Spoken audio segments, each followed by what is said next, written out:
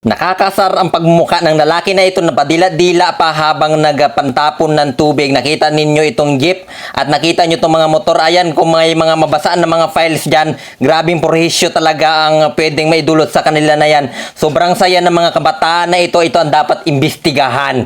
Diba? Ayan, nakita ninyo, nagasampa-sampa pa sila dyan. Grabing prohisyo ang nakuha ng mga tao dyan. Oo, masaya nga kayo, diba? Anong masasabi nyo dyan? Masaya kayo na masaya ang ginagawa ninyo na kapag at nagpangsaboy kayo ng tubig pero grabing abala naman na dulot ninyo. Paano yung dokumento hindi na mapotocopy at sobrang 'di ba limited edition na lang yon, tapos ganyan pa yung gagawin ninyo, hindi na makapasok. Paano na yung mga pamilya ninyo, 'di ba? Paano na lang yung mga pamilya na nabasa ninyo? Ay nako, hindi na makontrol yung mga tao dyan. May pagsampa pa sa mga truck. Na-stress talaga ako. Anong masabi nyo dyan? Dapat ano ba ang gawin ng lugar na iyan para hindi na mangyari yung mga ganyang bagay?